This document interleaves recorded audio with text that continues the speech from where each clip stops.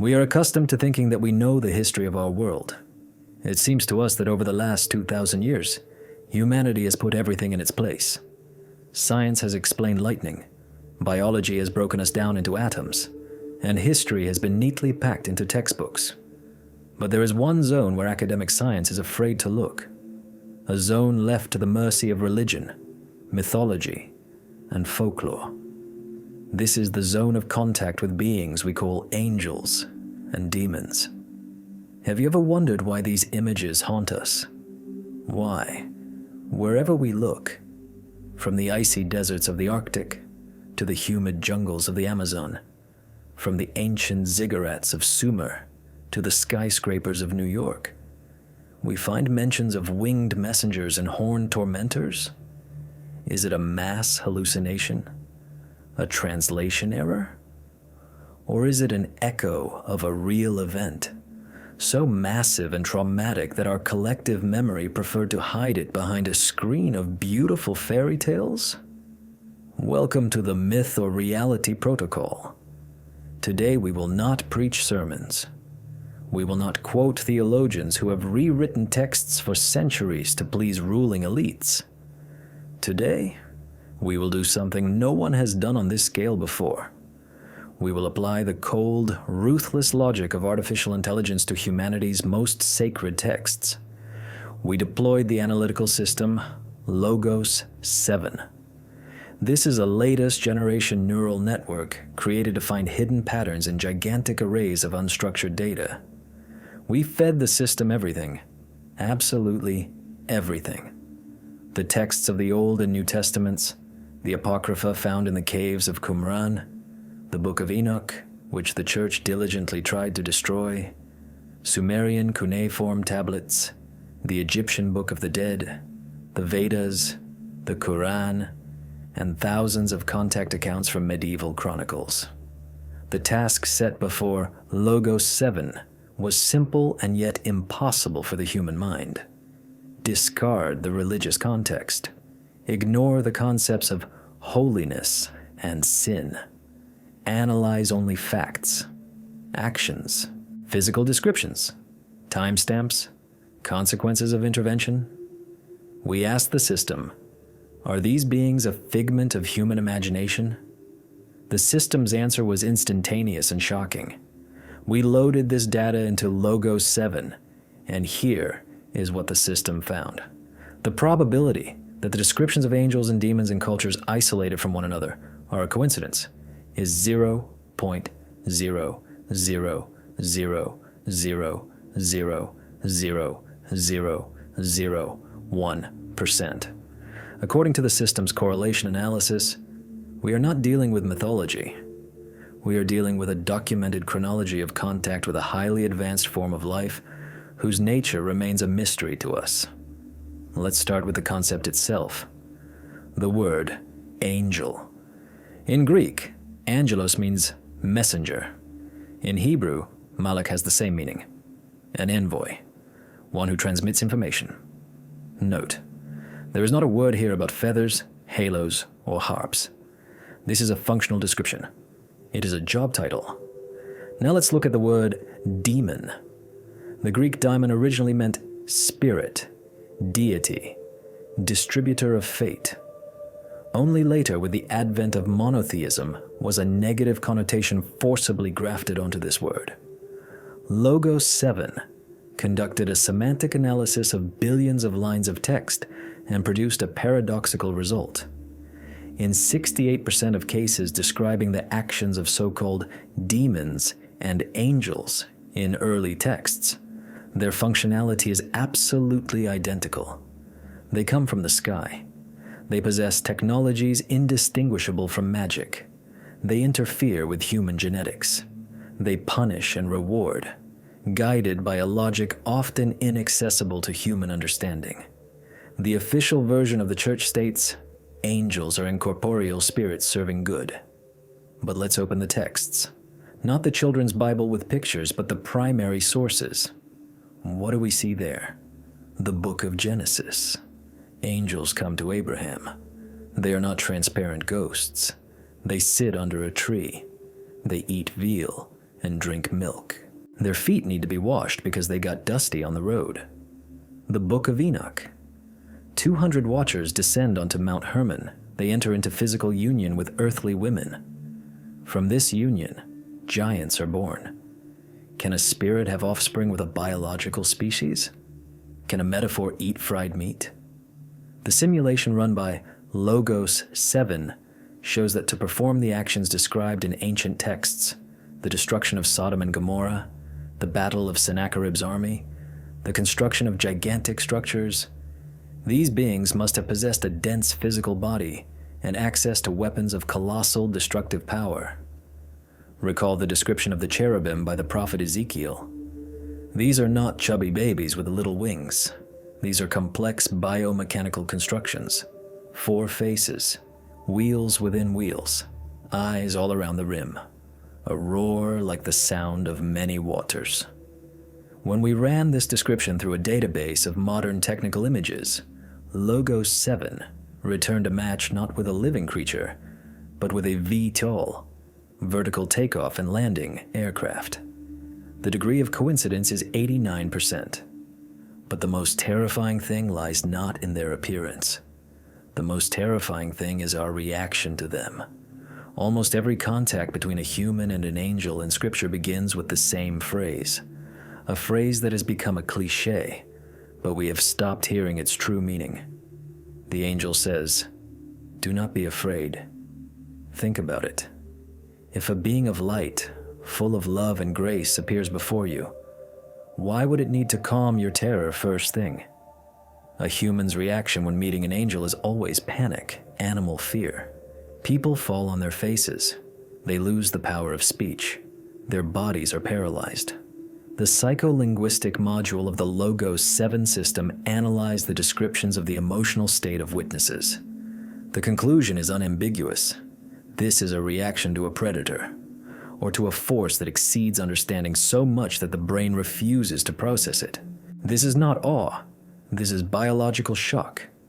We are used to dividing them into 2 camps, light and dark, angels and demons. We are told that there is an eternal war between them for our souls. But is that so? Or is this war just a play staged for the primitive aboriginals that we were thousands of years ago? The system found a strange anomaly in the texts. In the Old Testament, the word Satan is not a proper name. It is also a job title. Satan means prosecutor, accuser, adversary. In the book of Job, Satan comes to God along with the sons of God. He is not an outcast. He is not an enemy storming the gates of heaven. He is part of the administration. He conducts a dialogue. He receives sanction to test Job. Think about this. Logos 7 built a chart of hierarchical connections based on ancient texts. And on this chart, there are no 2 independent armies. There's a single, rigid, vertical command structure where angels and demons perform different functions within one global project. Some are overseers, others are executioners, some are breeders, others dispose of the defective units. But whom do they control? And more importantly, who controls them? We are on the threshold of a discovery that will overturn your entire understanding of reality. We loaded data into the system about the so-called fall of the angels, the legend of Lucifer rebelling against the Creator. This is the cornerstone of Christian mythology. But an analysis of Sumerian tablets, which are thousands of years older than the Bible, paints a completely different picture. There is a conflict there too. There's also a group of higher beings who went against the will of their council to give humans knowledge.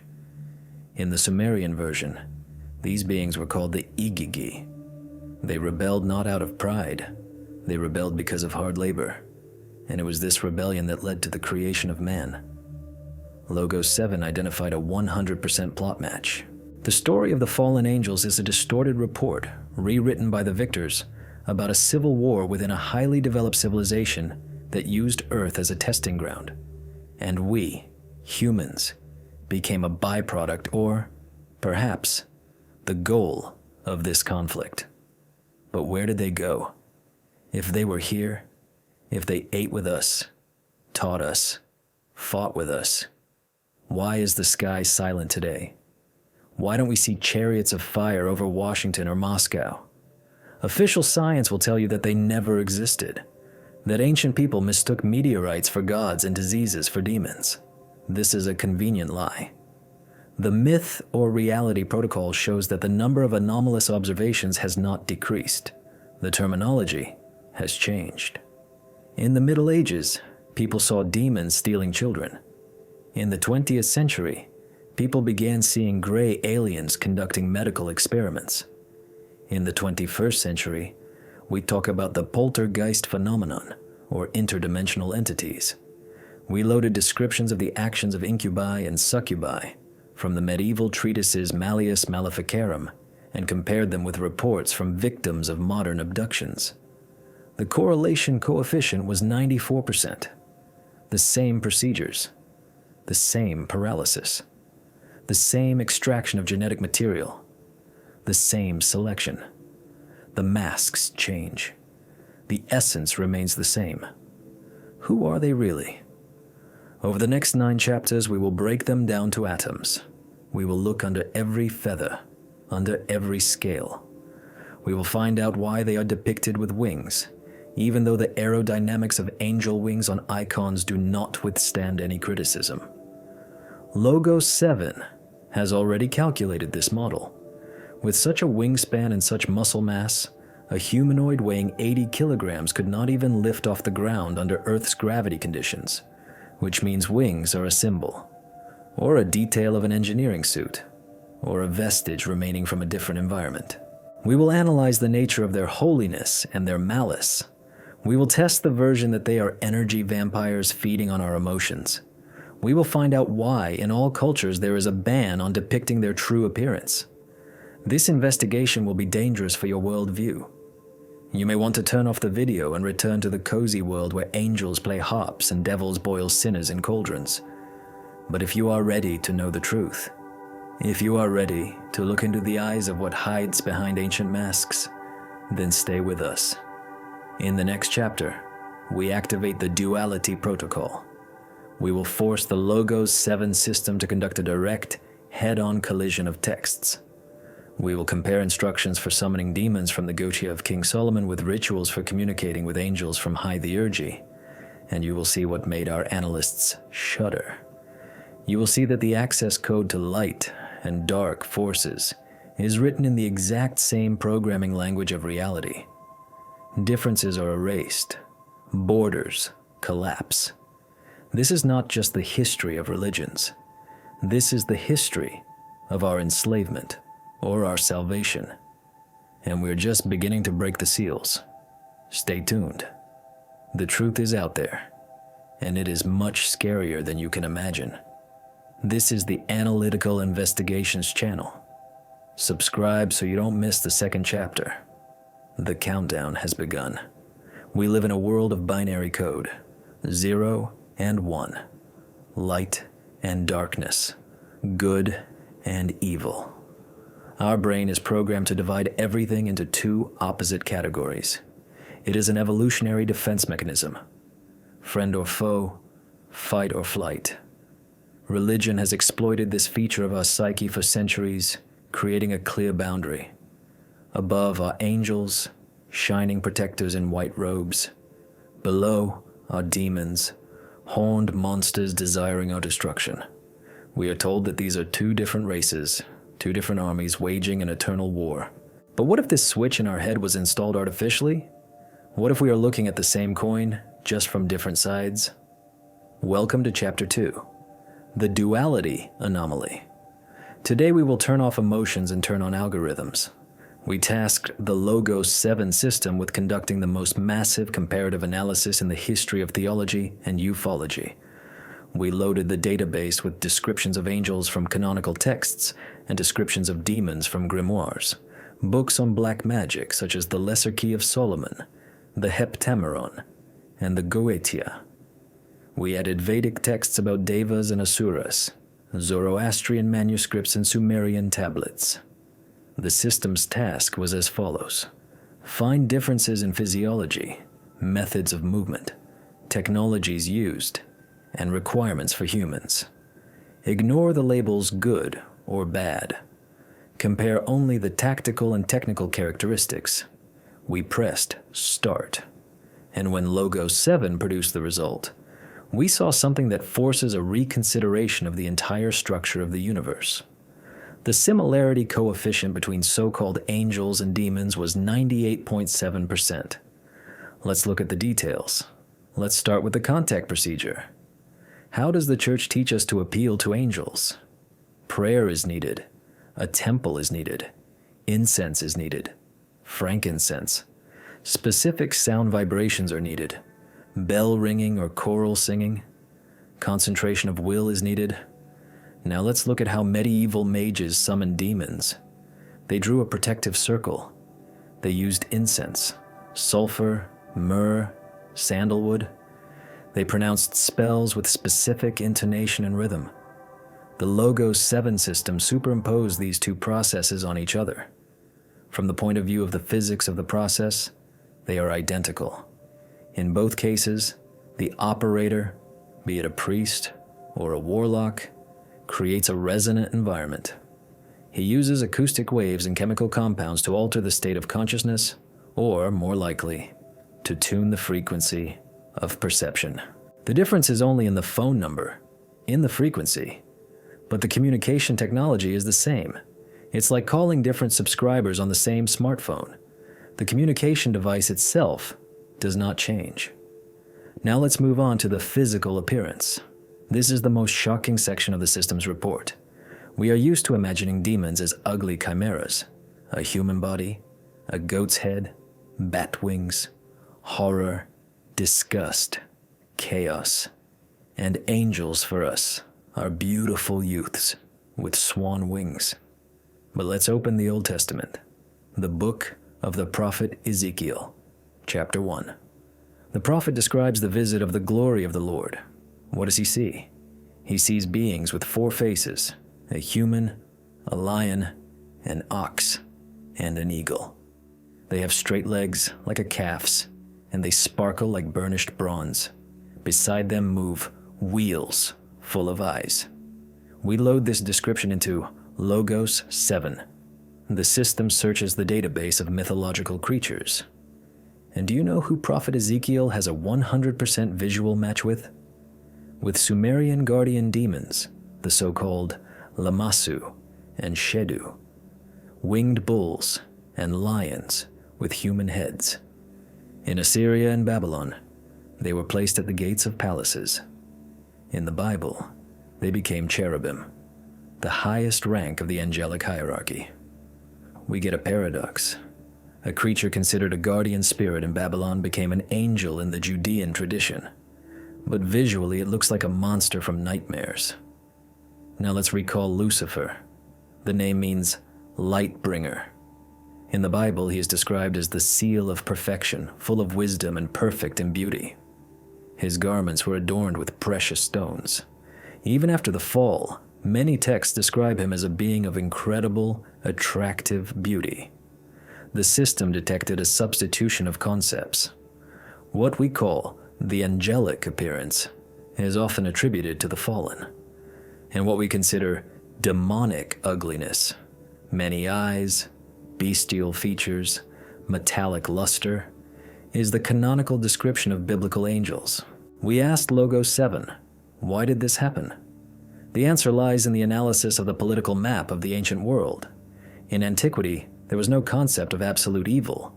There were our gods and foreign gods. When one nation conquered another, the gods of the losers did not disappear. They were declared demons. The system conducted a linguistic analysis of names. Baal. In ancient Canaan, this word meant Lord, Master. It was the title of the supreme fertility deity. He was worshipped for thousands of years.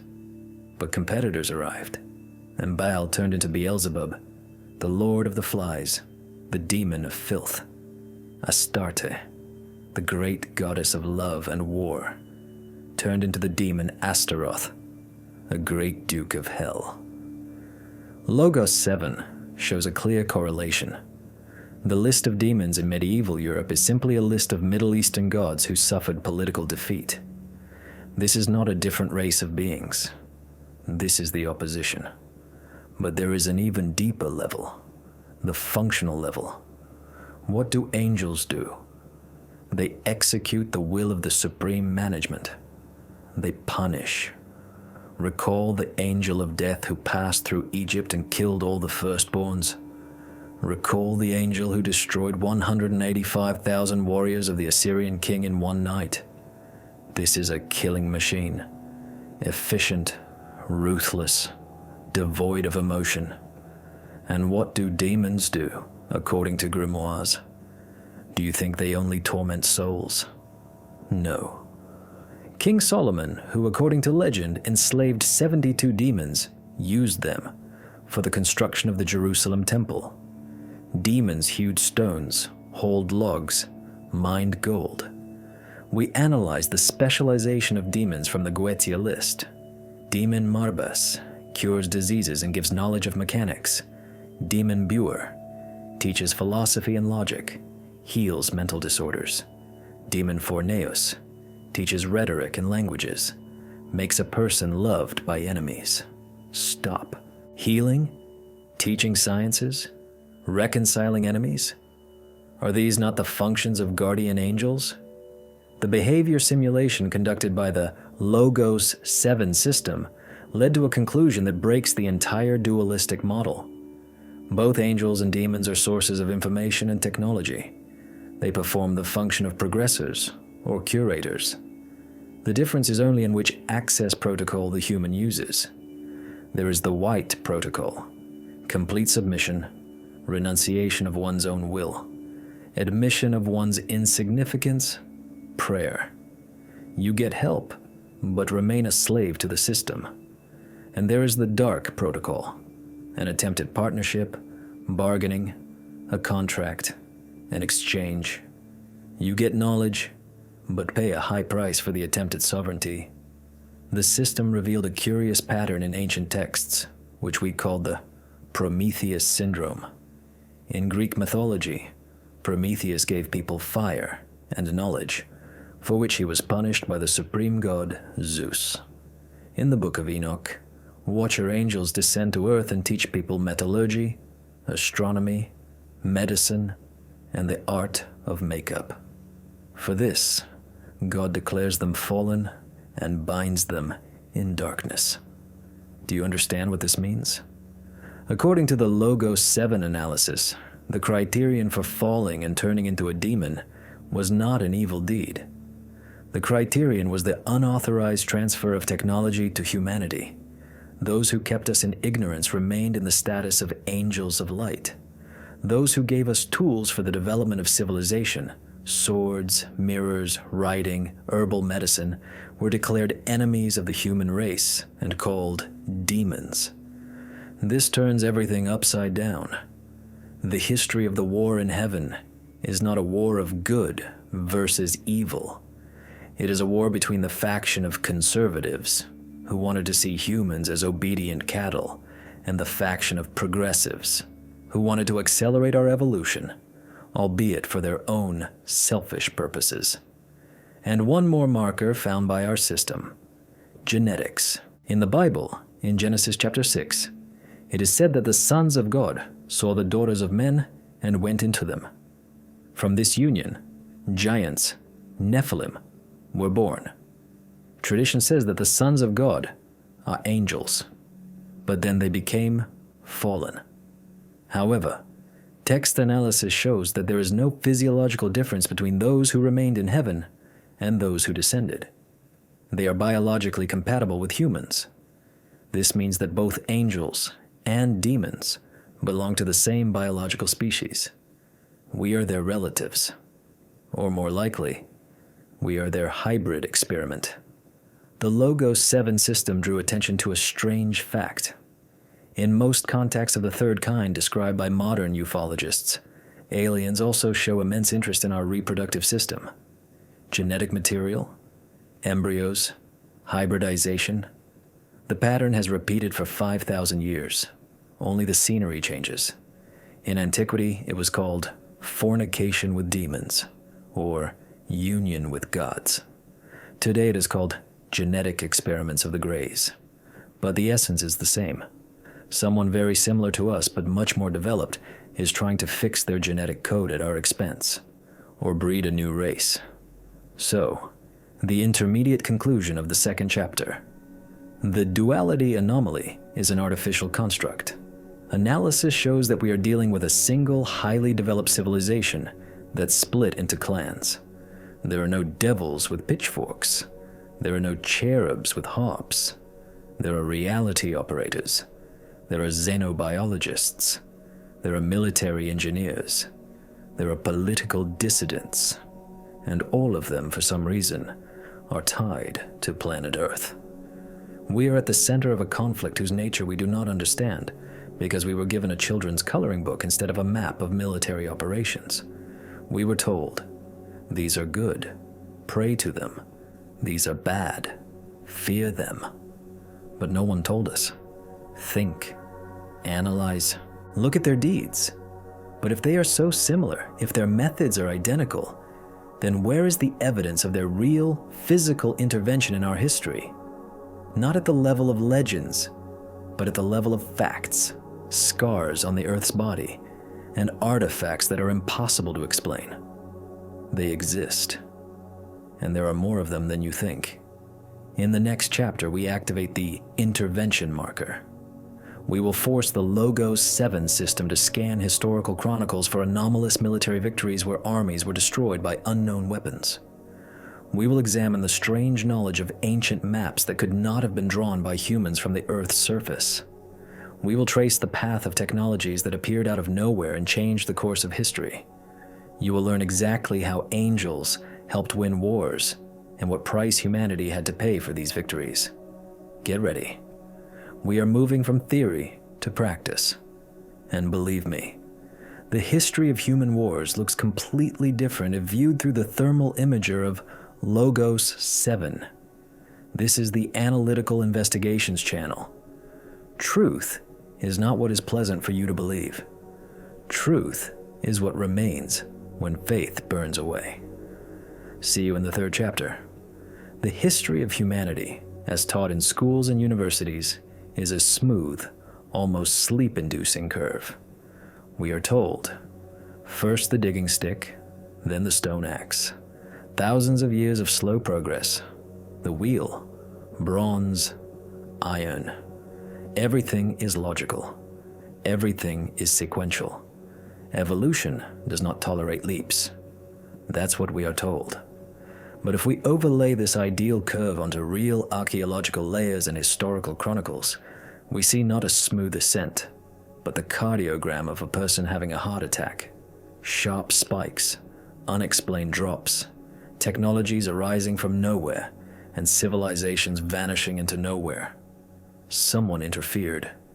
Someone turned the adjustment knobs of our world when we still lived in caves.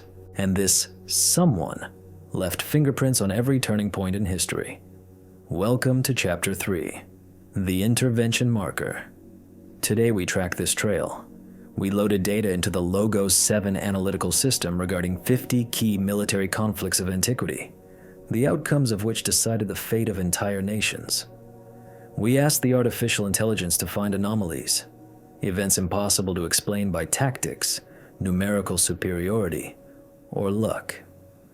The system highlighted 19 events with the marker high probability of external technological influence, and in all 19 cases, they figure angels, gods, the heavenly host. Let's transport ourselves to the year 701 BC, the siege of Jerusalem.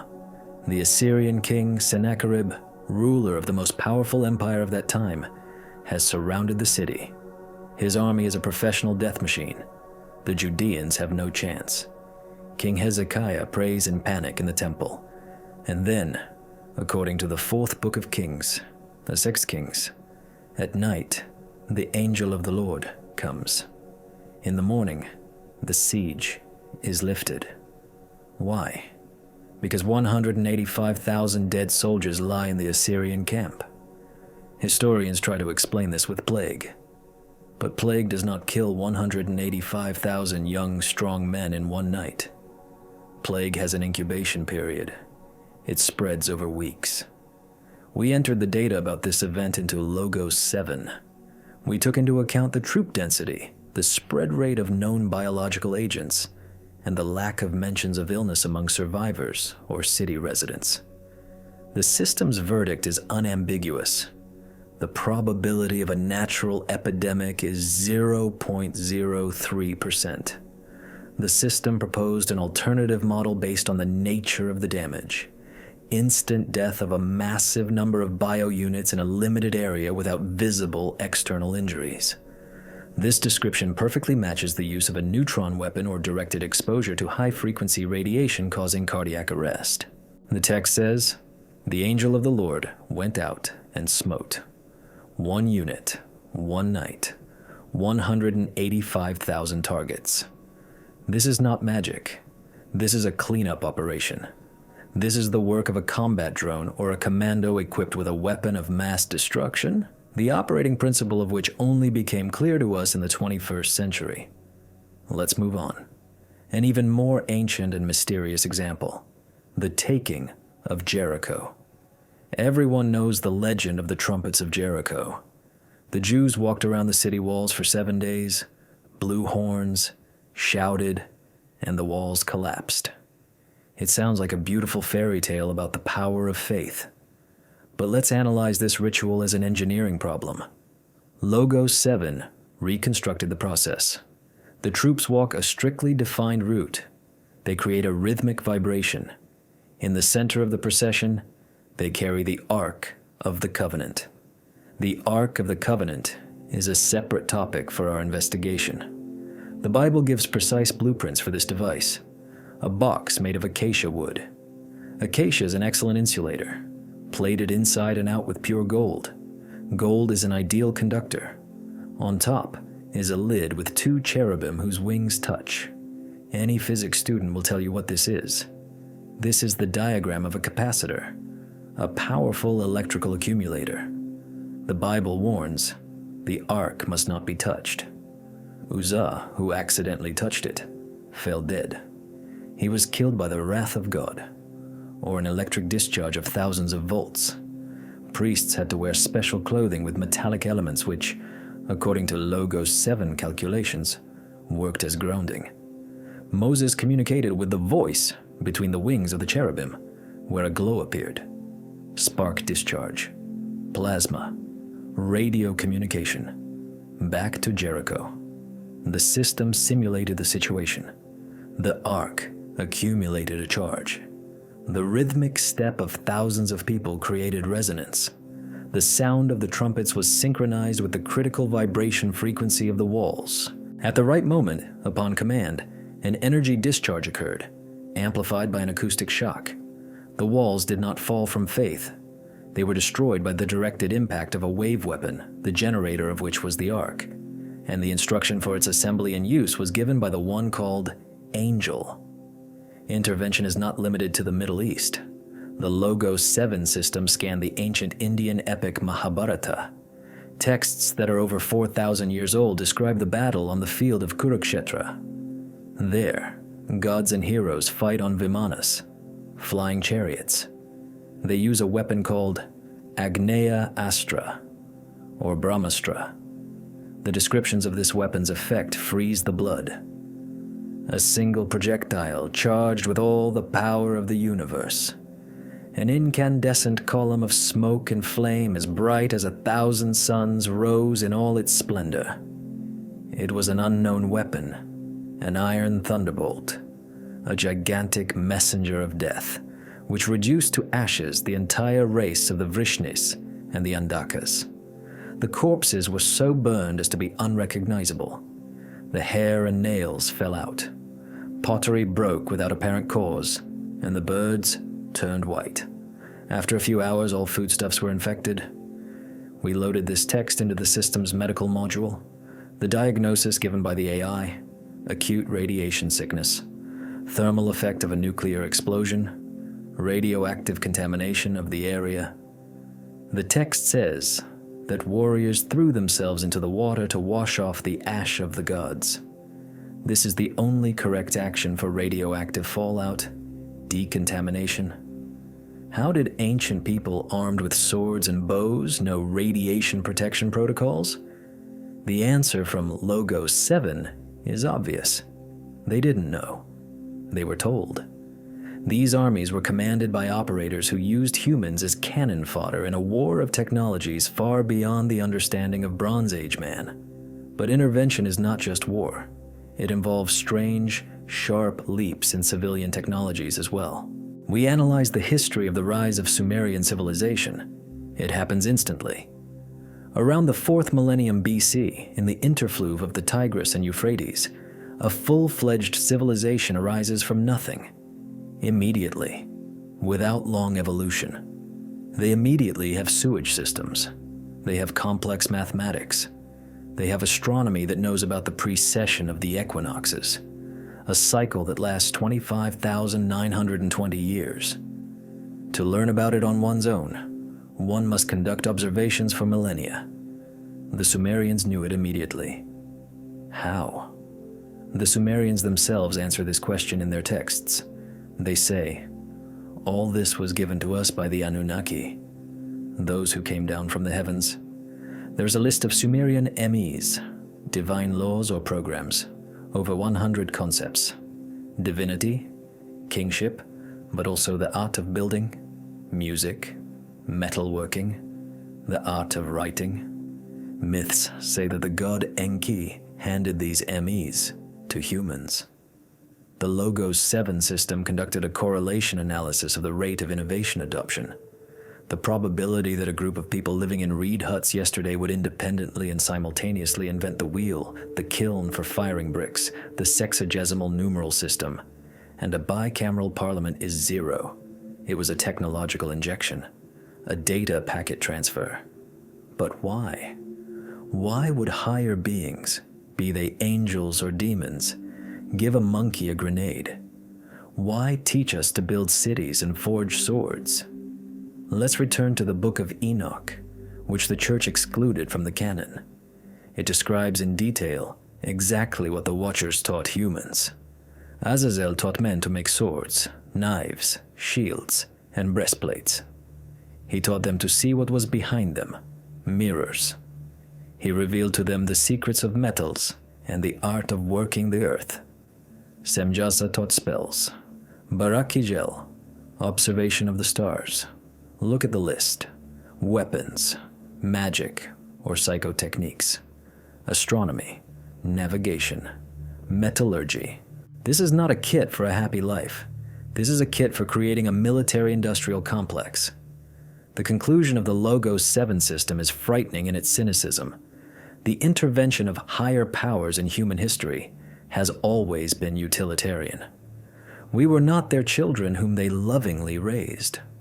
We were their proxy army. They gave technologies to one group of humans so that it would destroy another group. They created empires to extract resources. They built temples not so that we would pray, but to create communication nodes and power stations that we were supposed to maintain. Recall the pyramids, ziggurats, Stonehenge, gigantic, seismically stable structures scattered all over the world. We still argue about how they were built.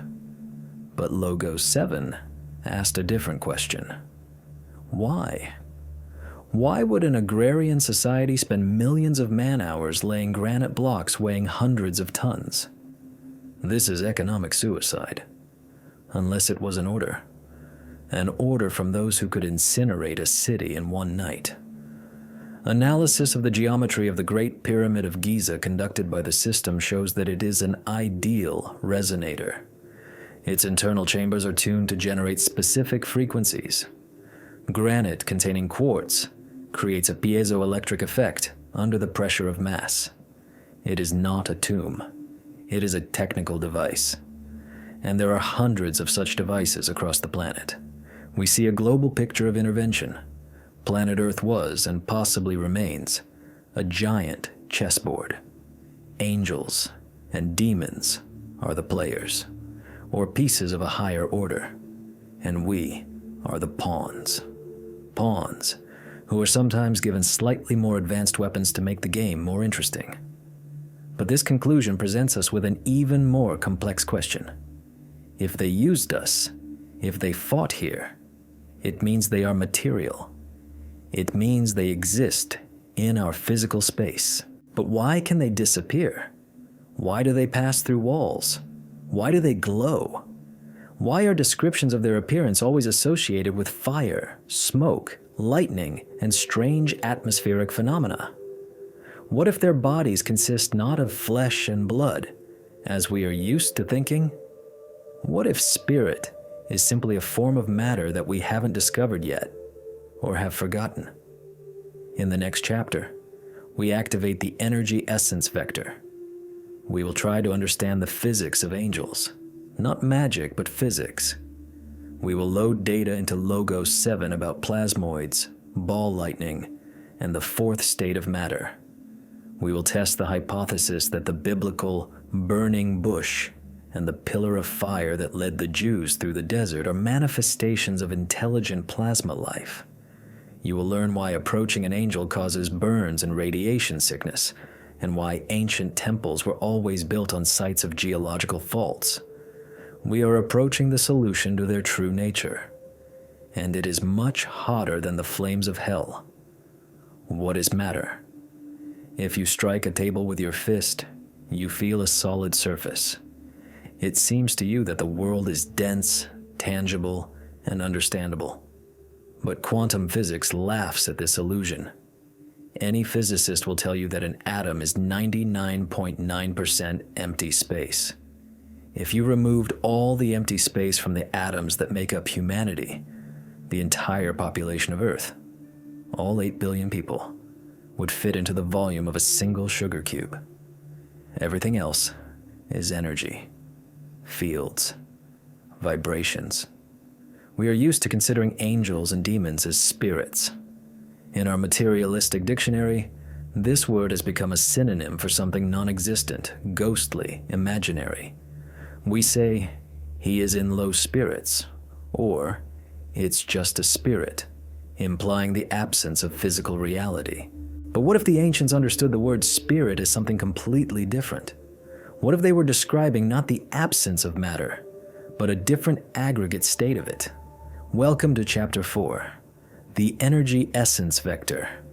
Today we will attempt to deconstruct the physics of God. We will put mysticism aside and pick up a textbook on plasma physics.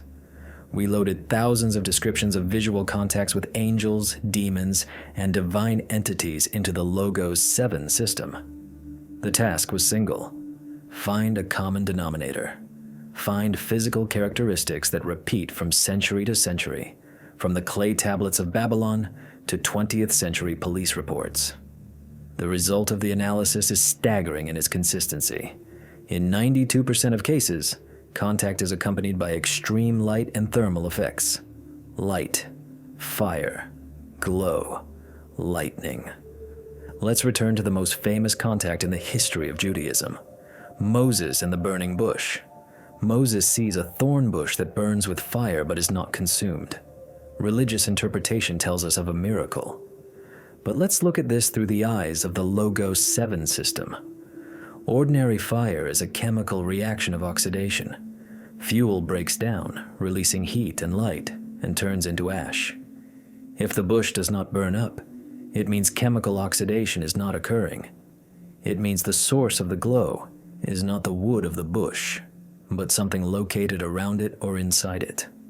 The system analyzed physical phenomena capable of producing such an effect. Stable, bright light without burning the substrate, accompanied by sound, voice.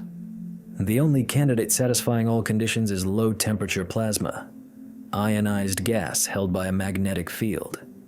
Plasma is the fourth state of matter. Stars consist of it. Lightning consists of it. 99% of the visible universe is plasma. And only we, on our small cooled planet, consider the solid body the norm. In the Bible, God is constantly associated with fire. The Lord thy God is a consuming fire. When God descends upon Mount Sinai, The mountain smokes like a furnace. The Jews in the desert are led by a pillar of fire by night and a pillar of cloud by day. Logos 7 modeled the behavior of the pillar of fire. It is a vertical plasma structure generating a powerful electromagnetic field. During the day, under sunlight, the ionization of the air around it causes moisture condensation, a fog or cloud effect. At night, the plasma's own glow becomes visible as fire. This is pure physics. No magic. But can plasma be intelligent? Official science is cautious on this issue so far. But in the year 2007, an experiment was conducted, the results of which we loaded into our analytical system. Scientists discovered that under certain conditions, dust particles in plasma can align into structures resembling the double helix of DNA. These structures can divide, copy themselves, and evolve. This is called dusty plasma. Essentially, it is inorganic life. Now imagine a creature that evolved not from carbon and water, like us, but from electromagnetic fields and ionized gas. A creature living in the depths of stars or in the ionosphere of planets. For such a creature, our solid body is a prison, a slow, cold, clumsy shell. Logos 7 analyzed descriptions of Seraphim. The word Seraphim itself in Hebrew comes from the root seraph, to burn, to incinerate. Seraphim are the burning ones. The prophet Isaiah describes them not as people with wings, but as clumps of fire radiating unbearable light. Why do they cover their faces and feet with wings? The text says, as a sign of humility. The system's analysis suggests another version, shielding. They cover their reactor so as not to incinerate the observer. Recall the incident on Mount Tabor, the transfiguration of the Lord. Jesus' face shone like the sun and his clothes became white as light. The disciples fell on their faces and were afraid. We are used to perceiving halos in icons as an artistic device, a golden circle denoting holiness. But Logos 7 compared depictions of halos with photographs of corona discharge around high-voltage wires. The similarity is 100%. A halo is a zone of air ionization around an object with colossal electrical potential. If an angel is an energy entity compressed into a humanoid form, the air around its head will inevitably begin to glow. These are the laws of electrostatics. This explains why contact with them is so dangerous. The Old Testament has the strictest safety instructions for communicating with the divine.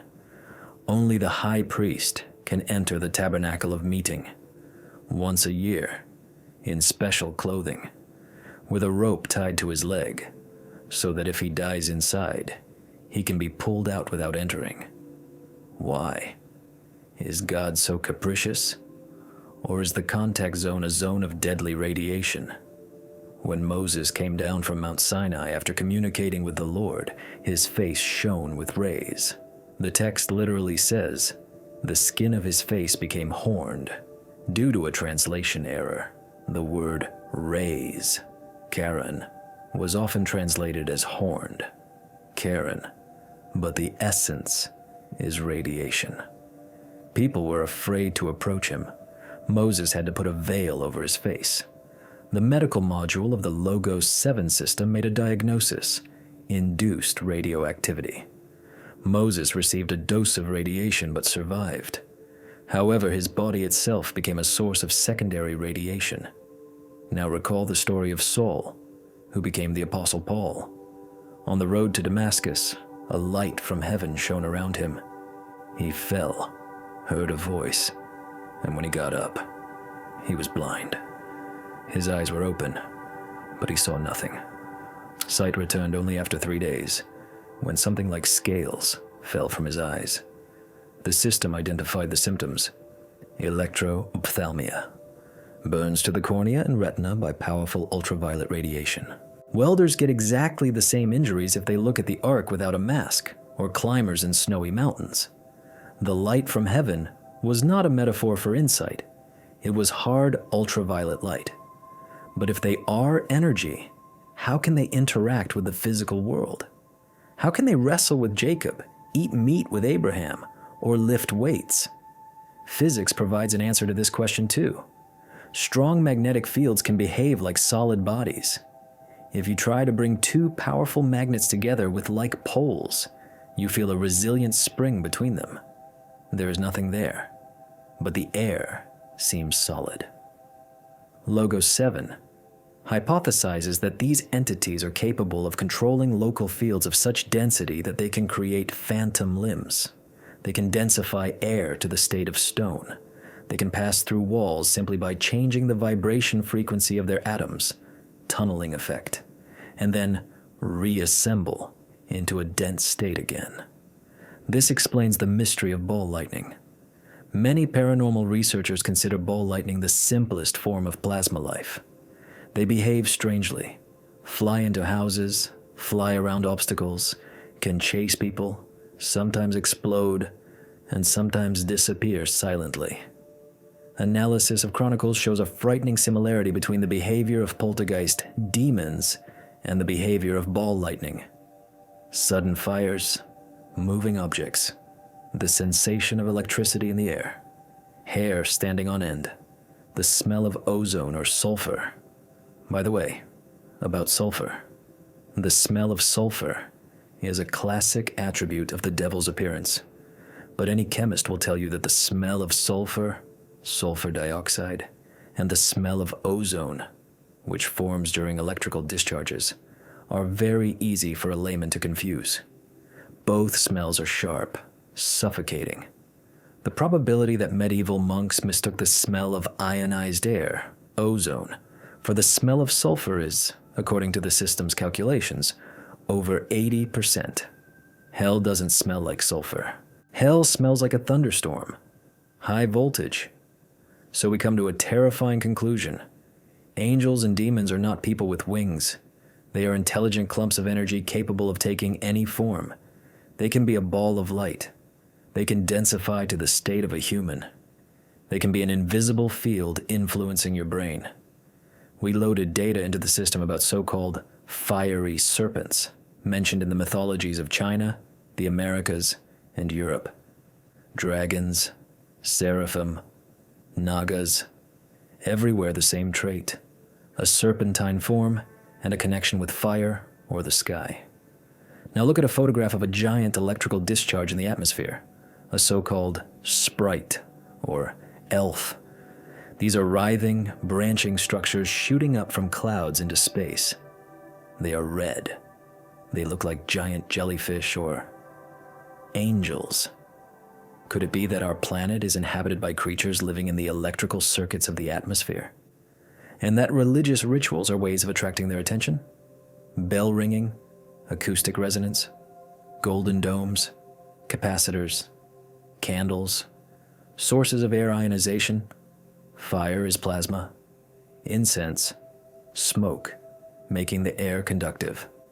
A temple is an engineering structure for creating conditions in which a plasma life form can land and stabilize.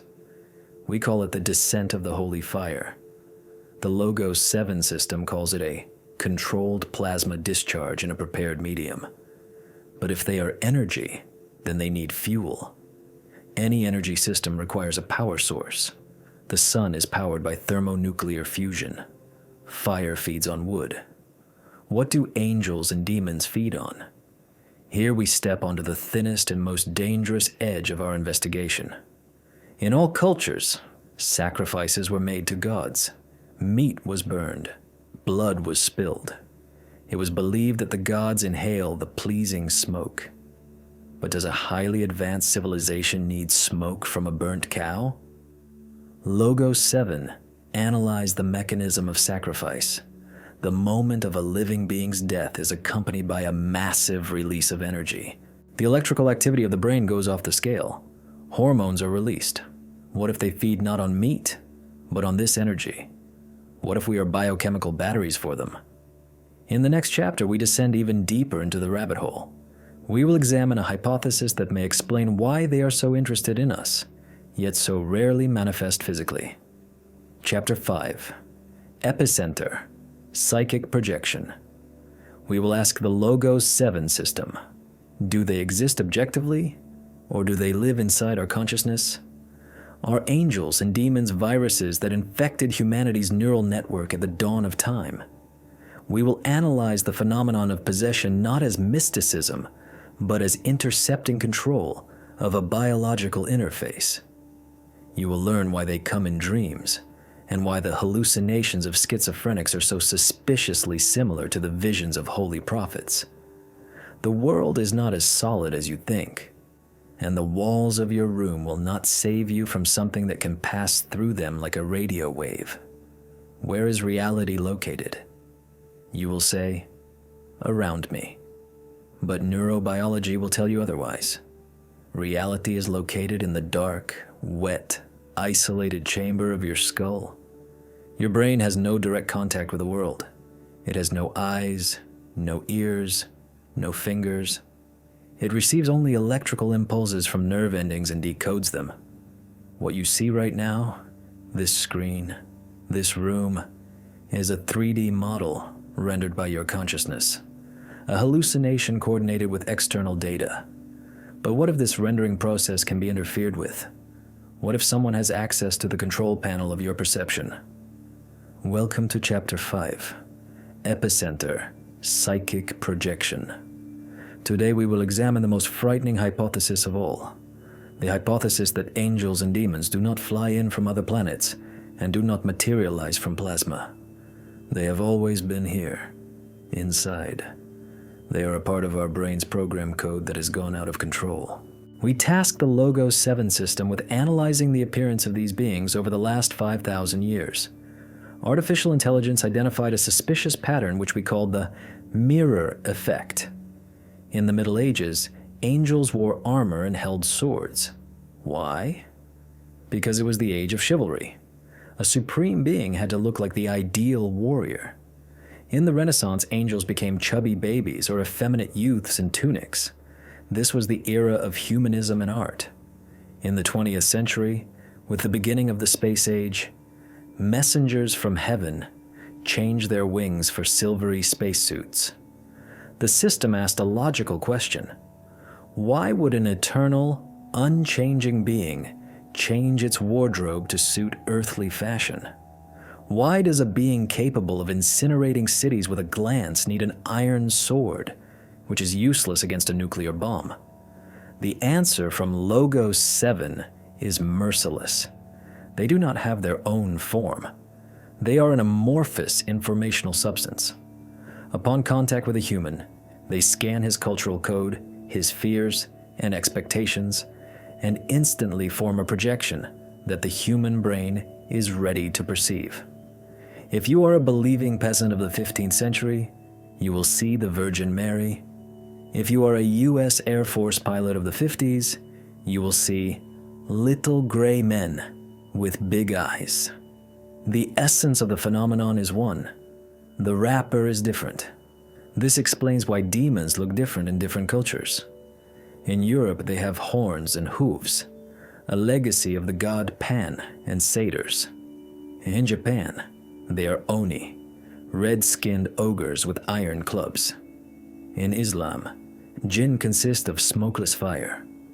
We loaded data into the system about a phenomenon Tibetan monks call tulpa. This is a materialized thought form. Monks claim that if one concentrates long and detailed enough on an imaginary object, it gains independence. It becomes visible to others. It can move objects. In the year 1972 in Toronto, a group of psychologists conducted the Philip experiment. They invented a ghost, invented a name, biography, character for him, and began conducting seances, summoning someone who never existed. And he came. The table began to move. Knocks were heard. Philip answered questions. Logos 7 analyzed the parameters of this experiment and compared them with the mechanics of religious cults.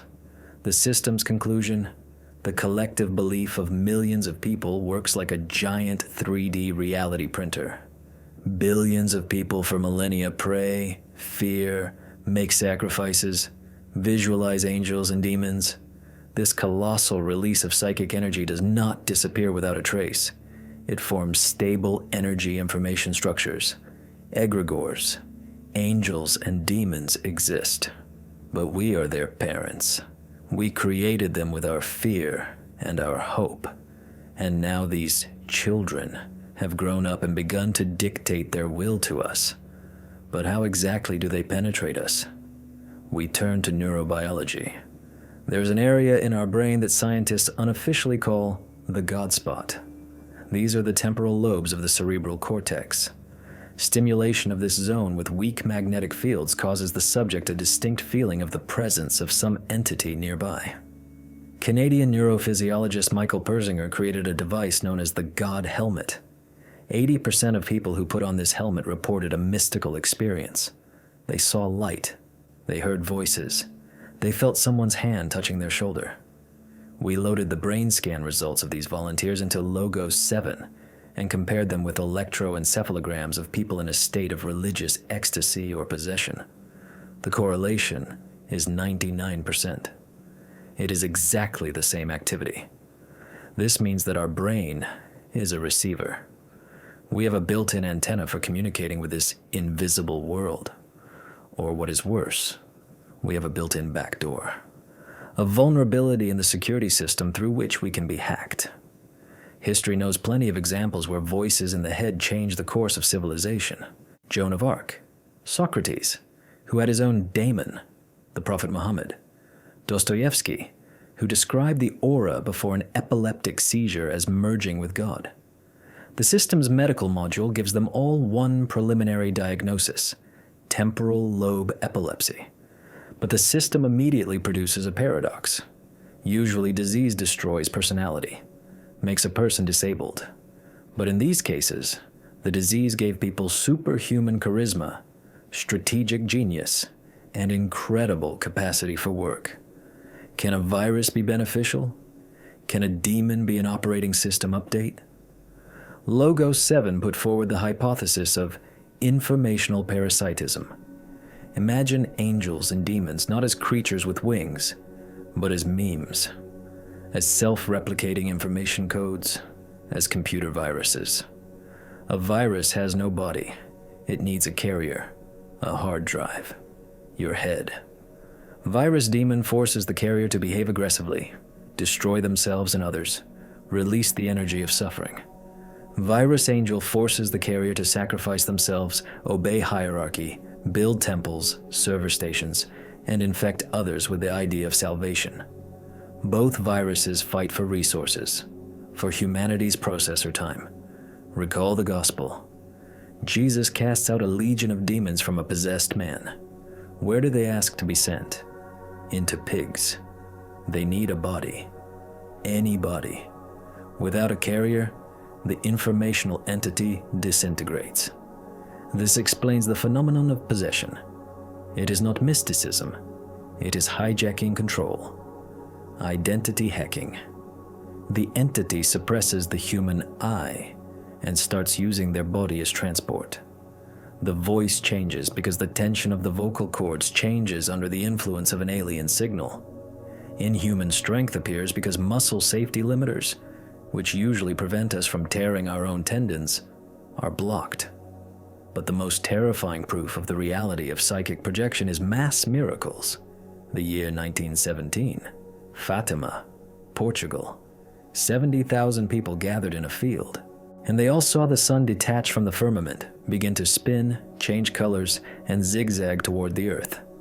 People screamed, fell into the mud, repented. We asked, Logos 7, could this have been a physical event? Answer, no. If the sun had really approached the earth, our planet would have burned up in a split second. Gravitational disturbances would have destroyed the moon's orbit. But not a single observatory in the world recorded anomalies with the sun that day. So, the sun stood still. But 70,000 people saw it fall. They felt the heat. Their clothes, soaked in rain, dried in seconds. The system's conclusion: it was an induced mass hallucination. Someone turned on a powerful psychotronic transmitter and projected the image directly into the visual cortex of 70,000 brains simultaneously. This is technology on the level of Wi-Fi. One router, thousands of connected devices. Everyone sees the same picture on their screens. Who possesses such technology? Those very beings. The Logos 7 system analyzed the structure of so-called prophecies. Both angels and demons often show people the future, the end of the world, wars, cataclysms. But analysis shows that these pictures are not static. They change depending on the era. In the 1st century, people were shown the horsemen of the apocalypse with swords. In the 20th century, people are shown nuclear mushroom clouds and asteroid impacts. They do not show the future. They program us. This is called predictive programming. If you show 1 million people a picture of a catastrophe and make them believe in it, they will unconsciously start bringing this scenario closer with their actions. We realize their plans ourselves, thinking it is inevitable fate. Now recall the voice that schizophrenics hear. It often gives orders. It comments on actions. It mocks. Psychologist Julian Jaynes in the 70s put forward the theory of the bicameral mind. He claimed that 3,000 years ago, people did not possess consciousness in the modern sense. They did not have the internal dialogue, I think. They heard the voices of gods giving them commands, and these voices were generated by the right hemisphere of the brain, while the left executed them. Jaynes believed that gods are a hallucination of our own brain trying to manage complex behavior. Then we evolved. The voices fell silent and became our inner self. But Logos 7 sees another facet in this. What if the voices didn't fall silent? What if we just learned to ignore them? And those we call crazy or prophets are people with a thin partition who still hear commands from the control center? This chapter leaves us with a terrible feeling of loneliness. If angels are our fantasies and demons are our complexes, then we are alone in the universe. We are locked in a room with crooked mirrors. But there is one but. A huge, heavy, metallic but. If all this is just mind games, where do the artifacts come from? Where do traces of stone melting at temperatures of thousands of degrees in ancient fortresses come from? Where do wild tribes get knowledge about Sirius B that is impossible to obtain without a telescope? Where do blueprints of flying machines in India come from? A hallucination cannot build a pyramid. Psychosis cannot carve a perfectly even vase out of diorite. A thought form leaves no radioactive trace. Psychic theory explains the contact, but it does not explain the hardware.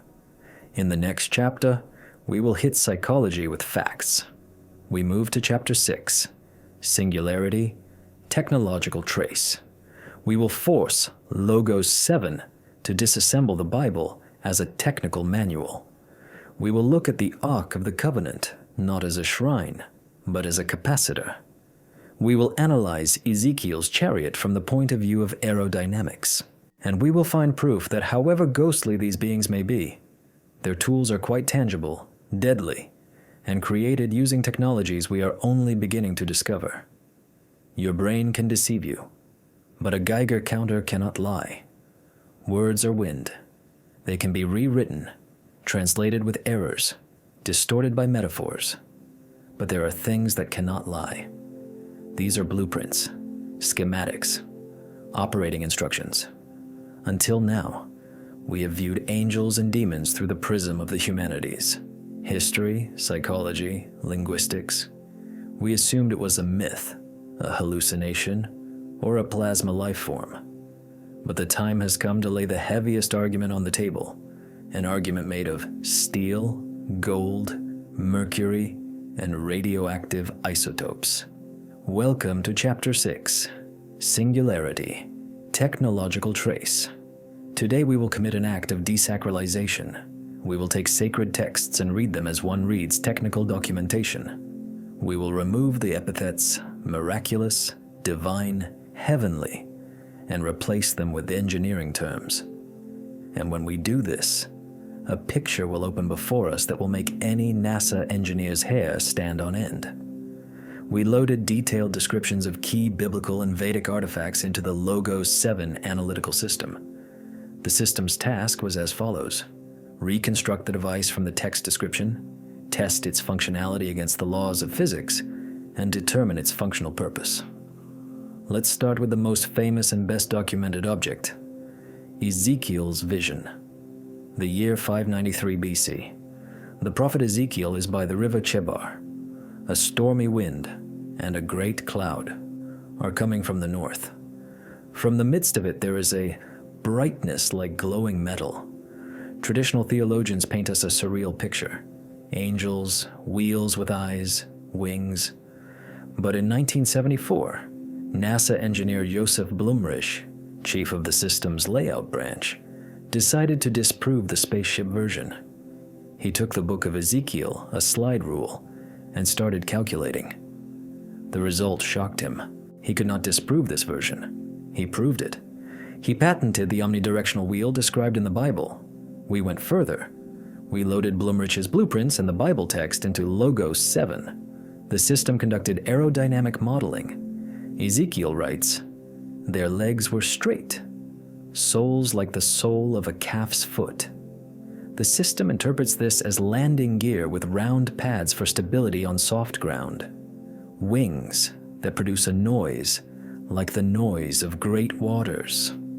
This is a description of the operation of jet or turbofan engines. The noise of water is a low-frequency hum. Wheels within a wheel that can move in 4 directions without turning. This is a description of omnidirectional chassis, mecanum wheels. The system's conclusion: the object described by Ezekiel is a suborbital shuttlecraft with vertical takeoff and landing capability. This is not a temple. This is a dropship. Logos 7 even calculated the weight characteristics based on the depth of the strut's entry into the ground, using indirect science. The mass of the apparatus is about 50 tons. When the glory of the Lord, the apparatus rose. The prophet felt the Spirit lift him up. This is the effect of an anti-gravity field, or an infrasound wave. Moving on. The Ark of the Covenant. We already touched on it as a weapon in the chapter about Jericho, but let's analyze its stuffing. The Bible gives precise dimensions: 2.5 cubits long, 1.5 wide, and 1.5 high. Material: shittim wood, acacia, plated with gold inside and out. Any radio amateur will tell you that this is a capacitor circuit. 2 conductive plates, gold, separated by a dielectric, wood. We asked the Logos 7 system to calculate the electrical capacitance of the ark. Given the dimensions and layer thickness, this device is capable of accumulating a charge of thousands of volts. The cherubim on the lid are spark gaps. But why would ancient shepherds in the desert need a giant battery? The answer lies in another book, even more mysterious. The Zohar, the main book of Kabbalists. It describes a device called the Ancient of Days. The text is incredibly difficult to understand, if read as mysticism. It speaks of skulls, beards, oil, and dew. In 1978, engineers George Sassoon and Rodney Dale ran the text of the Zohar through a technical translation algorithm. It turned out that the mystical terms were idioms for describing machine parts. Skull is the casing. Beard is hoses and tubes. Dew is condensate. It was a food production machine. Manna from heaven. Logos 7 reconstructed the schematic described in the Zohar. It is a bioreactor. In the upper part, moisture condenses from the air. In special containers, a culture of chlorella, single-celled algae, multiplies. They need bright light for growth. The energy source was a compact nuclear reactor which was placed inside the Ark of the Covenant. That is why one could not approach the Ark. That is why priests wore protective clothing. That is why the sons of Aaron, who brought strange fire, violated technical regulations, were burned alive by a plasma discharge. The system calculated the productivity of such a reactor. Given the dimensions, it could produce about 1.5 cubic meters of high-calorie protein paste per day. This is enough to sustain the life of the expedition corps, and the mana that fell around the camp was production surplus or pressure release product. It tasted like wafers with honey. This is the taste of processed algae with sweetener. Think about this. God, the creator of the universe, leads his people out of Egypt, and instead of just snapping his fingers and feeding them, he forces them to drag a heavy, dangerous, humming machine through the desert, which needs to be cleaned, serviced, and refueled. This is not the behavior of an omnipotent spirit. This is the behavior of an expedition leader who has limited resources and broken logistics. Now let's turn to the armament of angels. In the Bible, after the expulsion of Adam and Eve, a cherubim and a flaming sword which turned every way is placed at the gates of Eden. The word turned is key here. It means rotating, turning in all directions. Logos 7 compared this description with modern perimeter security systems. This is an automated turret, a robotic installation with motion sensors and a laser or plasma emitter. It doesn't get tired. It doesn't sleep. It turns 360 degrees.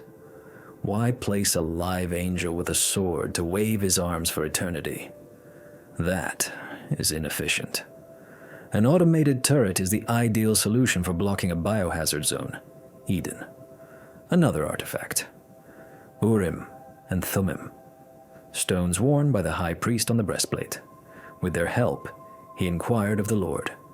The stones could glow.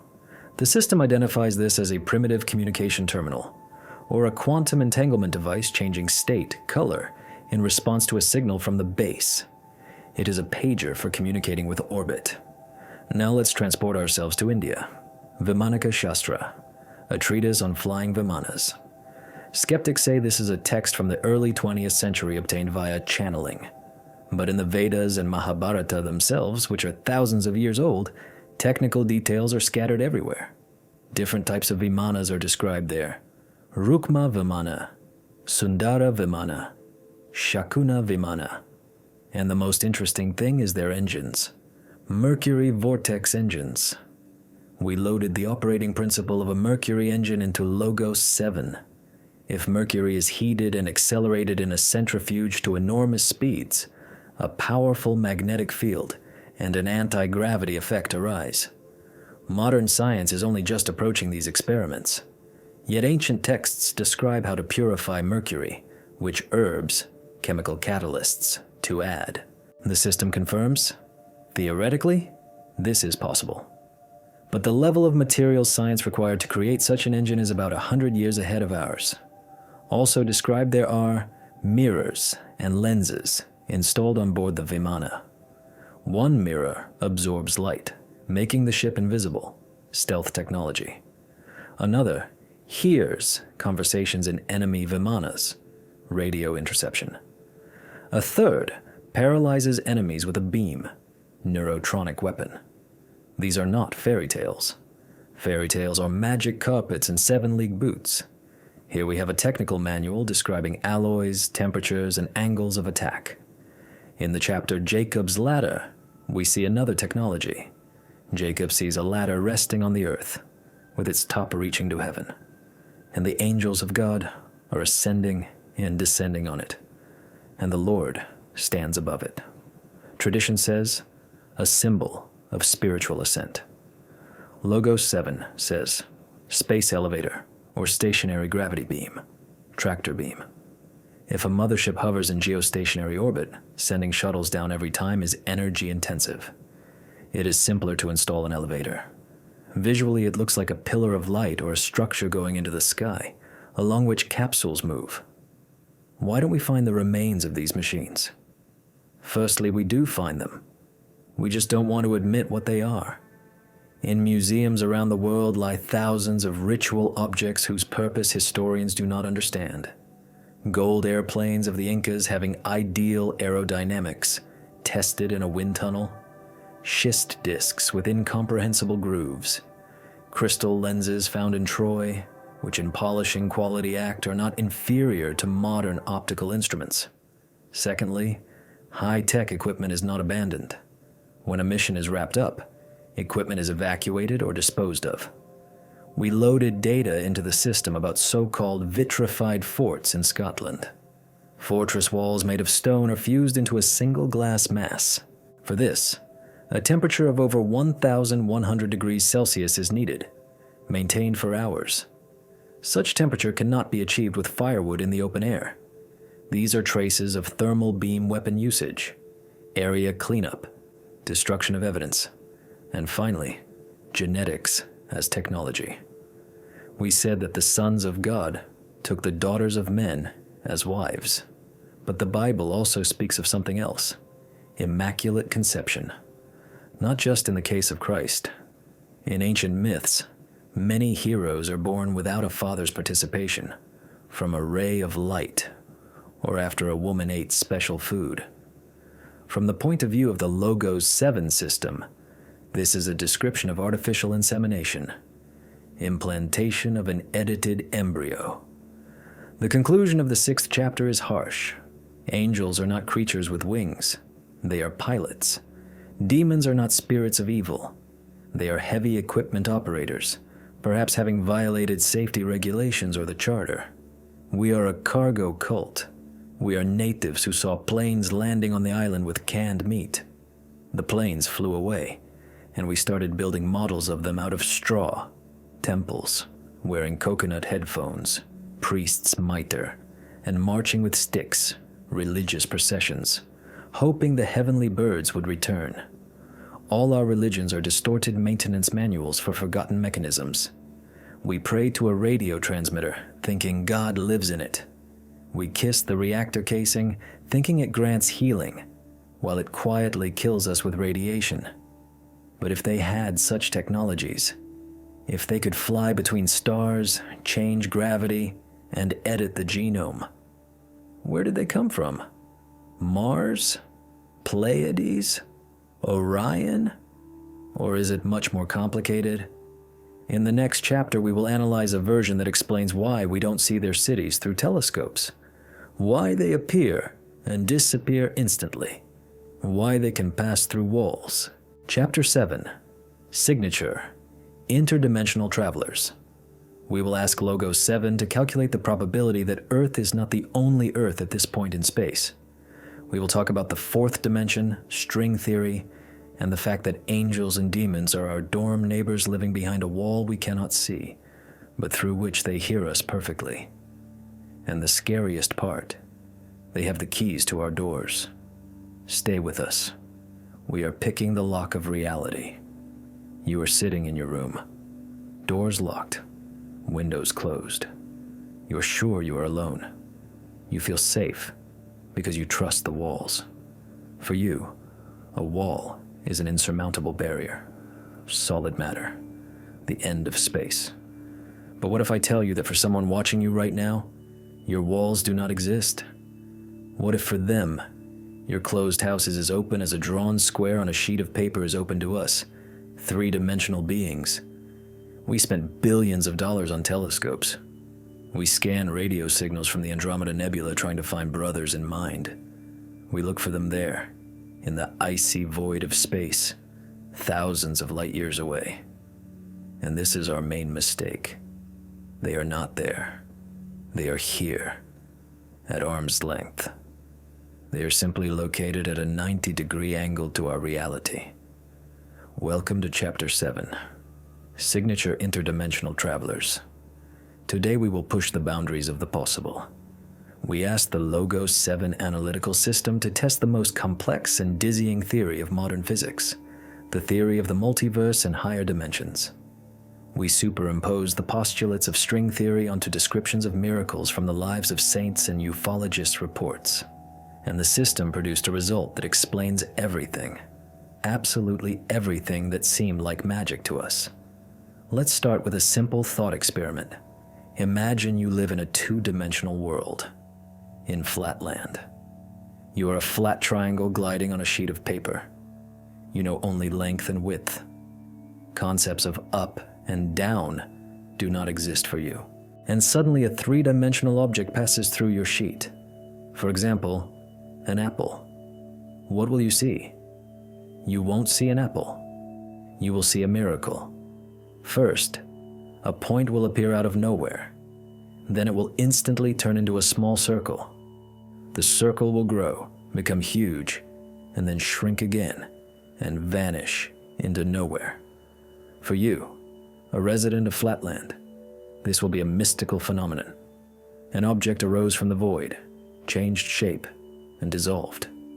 You will call it a ghost or a god. Now let's transfer this to our world. We live in 3 dimensions. Angels and demons, according to the hypothesis confirmed by Logos 7, are beings from 4-dimensional or higher space. When a 4-dimensional being enters our 3-dimensional world, we do not see it entirely. We see its cross-section, a projection. If it decides to touch us with a finger, we will see a ball of light floating in the air. If it decides to walk through our room, we will see a humanoid appearing out of thin air, passing through a wall, and disappearing. We loaded thousands of UFO videos and eyewitness accounts of paranormal phenomena into the Logos 7 system. We analyzed the trajectories of these objects. Any physical object in our world has inertia. To turn, a plane needs to make an arc. To accelerate, it needs time. But objects we call UFOs or angel lights violate these laws. They make right-angle turns at speeds of thousands of kilometers per hour. They instantly accelerate from 0 to hypersonic. They disappear at one point and appear at another. Official science says, this is impossible. G-forces would kill any pilot. The material would be destroyed. But Logos 7 says, this is possible if the object is not moving inside our space, but gliding above it, or through it. Imagine shining a laser pointer on a wall. The red dot can move across the wall at any speed. It can instantly change direction, because the dot is not a physical body. It is a projection. Angels and demons are projections of higher entities into our aquarium. In the Bible, there is a moment that has baffled interpreters for centuries. After the resurrection, Jesus comes to the disciples. The doors were shut where the disciples were assembled for fear of the Jews. Came Jesus and stood in the midst. He didn't break down the door. He didn't pick the lock. He just appeared inside. For a 4-dimensional being, a closed room is not a closed loop. He can enter it from above, from the 4th dimension, just as you can put your finger inside a circle drawn on paper without crossing its line. Logos 7 analyzed the term ascension. Jesus ascended.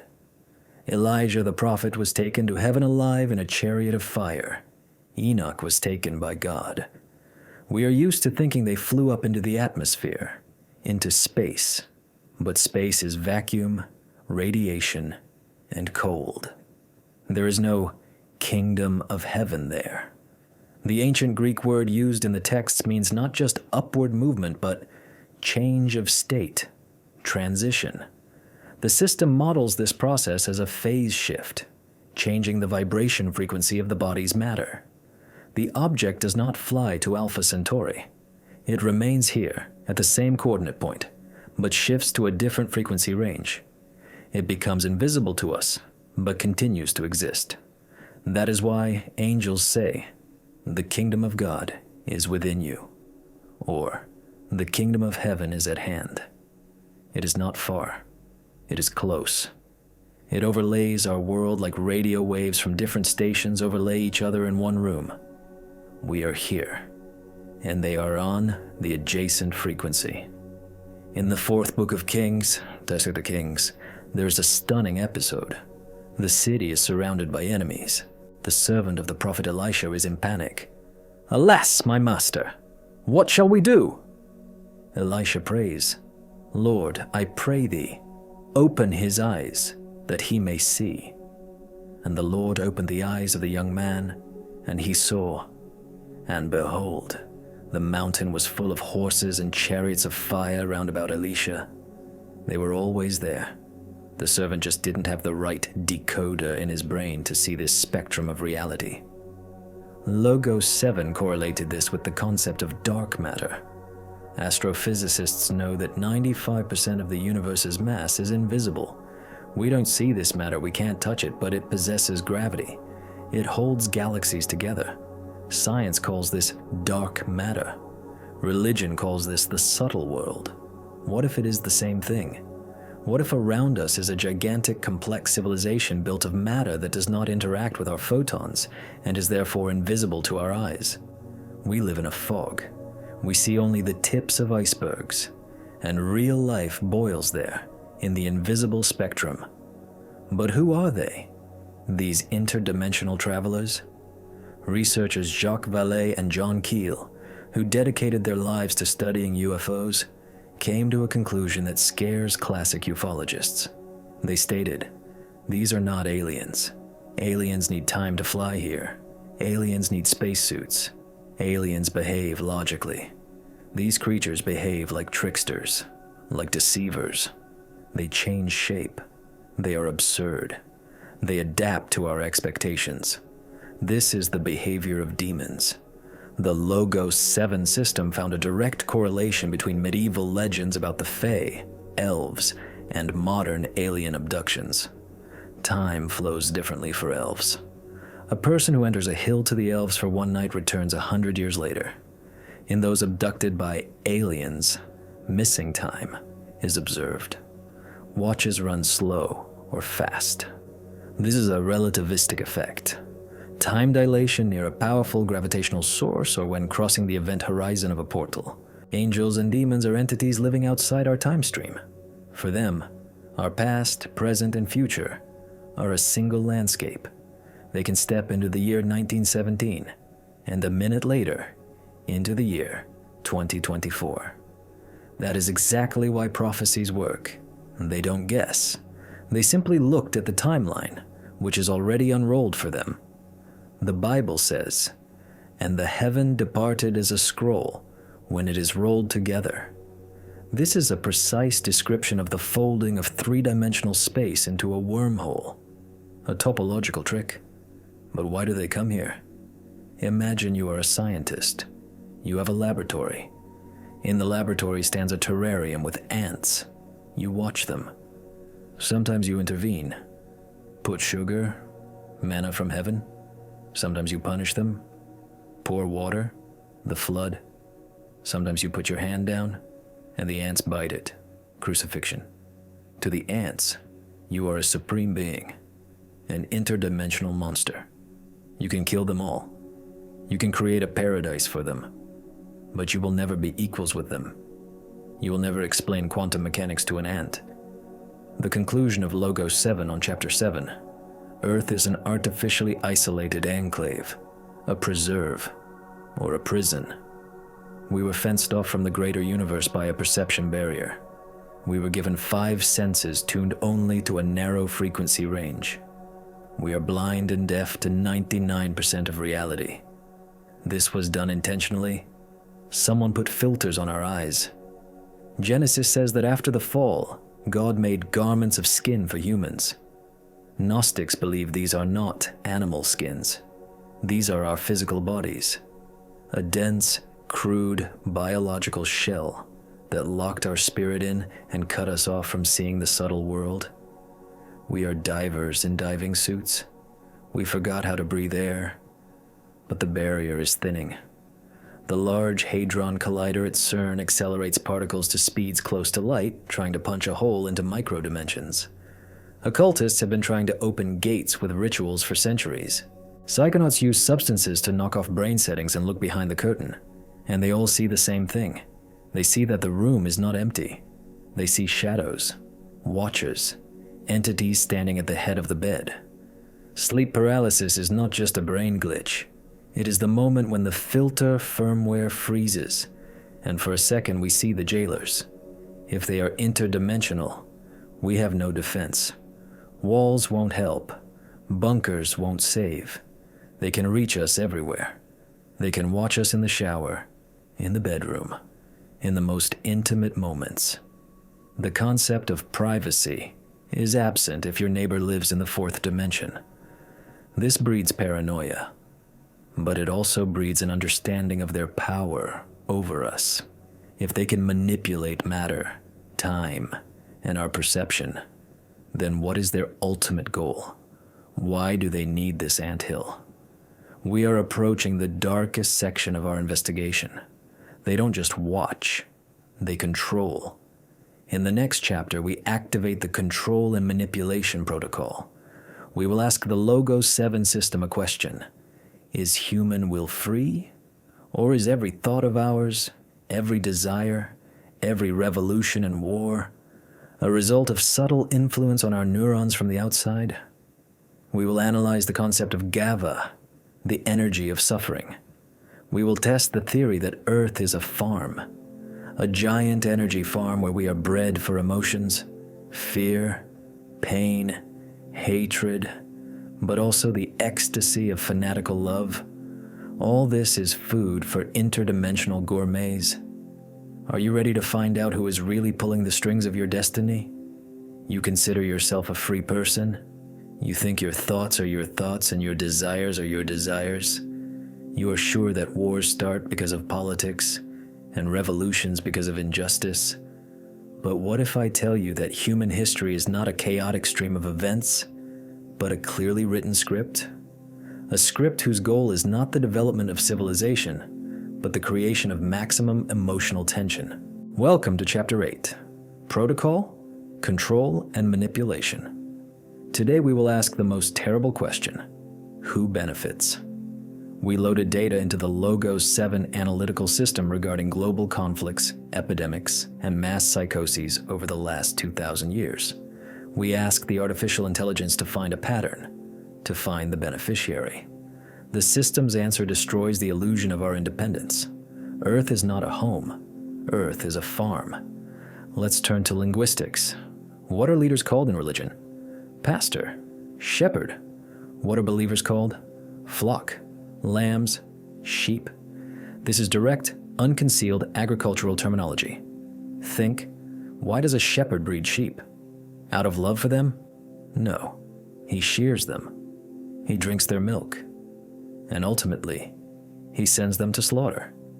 The shepherd protects sheep from wolves not because he values their personalities, but because wolves are competitors encroaching on his resource. Logos 7 analyzed a concept known in esotericism as GAVA. This is subtle material radiation released by a living being at a moment of intense emotional shock.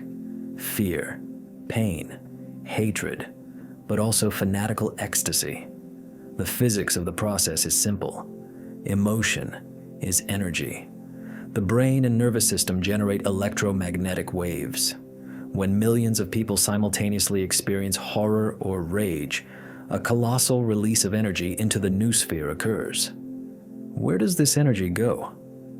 The law of conservation of energy states it does not disappear. It is absorbed. We overlaid the graph of world wars onto the graph of presumed harvests. Correlation, 100%.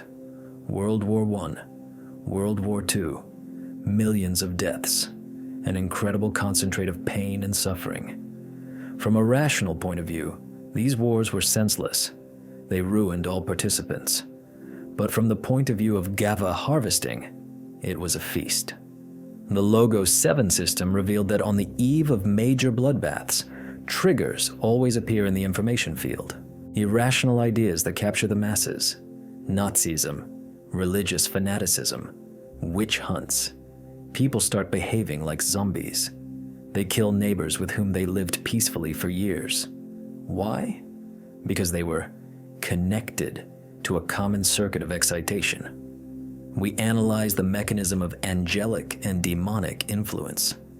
This is not a struggle of good against evil. This is a struggle of two corporations for a sales market, or more precisely, for a food source. Demons are structures feeding on low-frequency vibrations, pain, debauchery, aggression, greed. Chaos is profitable for them. Maniacs and tyrants are profitable for them. Angels are structures feeding on high-frequency vibrations. Humility, worship, self-sacrifice. Order is profitable for them, but order of a prison type. Recall, slave of God. You're told that being a slave of a supreme being is an honor. But the essence of slavery is the alienation of will and resources in favor of the master. The system detected a frightening detail in the description of paradise. In the revelation of John the theologian, it is said that the righteous stand by the throne of God and day and night sing, "Holy, holy, holy." Eternity, without a break. This is not bliss. This is the function of a generator. Millions of souls connected into a single network generate the energy of praise which feeds the central processor, the throne. And hell? Weeping and gnashing of teeth. This is a generator of a different type, a thermonuclear reactor of suffering. Both systems are parts of one power station, just different departments. Logos 7 conducted an analysis of suicidal thoughts. Psychiatrists know that most suicides describe their state as a voice in the head that obsessively dictates, "Kill yourself, you are nothing." We compared brainwave patterns in these moments with patterns of external hypnotic influence. It is an external signal. Modern superpowers, they are all built according to the same blueprints. Pyramidal power structure, occult symbolism, all-seeing eye, eagles, pyramids. Cult of sacrifice, it is a franchise. The same management opens branches under different signs. Stage 5, technological leash. They control our progress.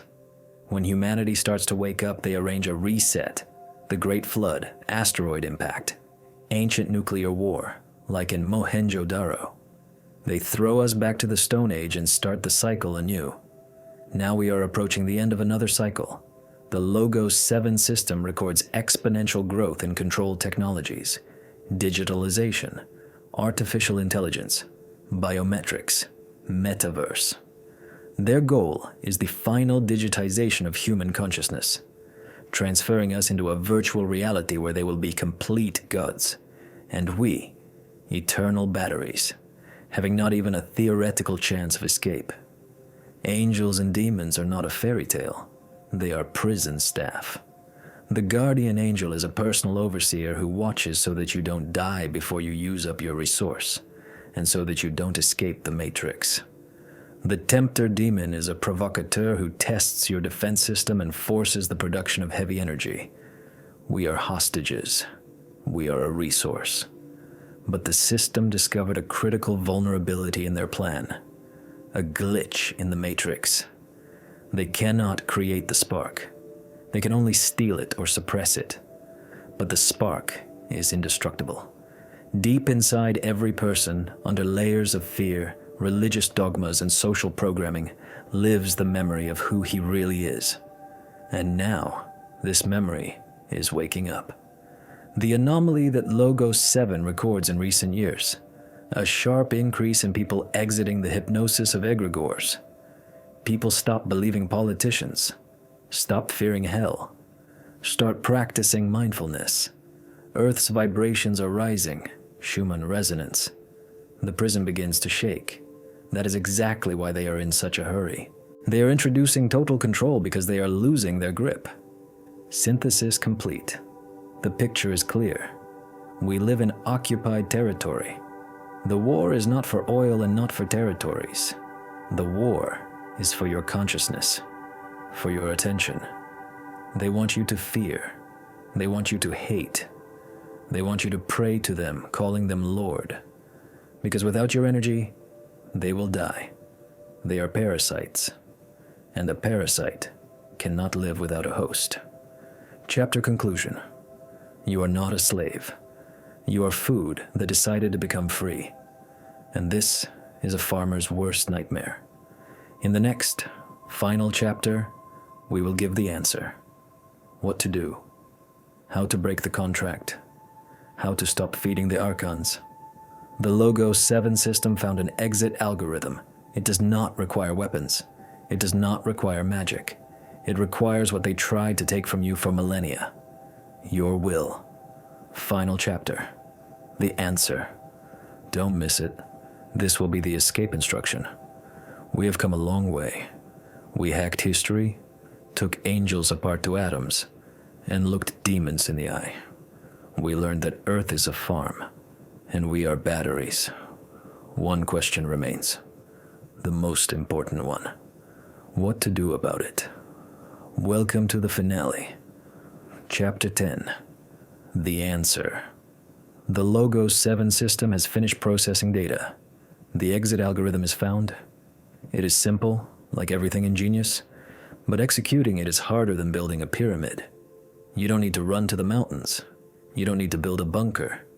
The bars of the prison are not around your body. They are around your mind. And the key to these bars is your attention. Attention is the only currency in the universe.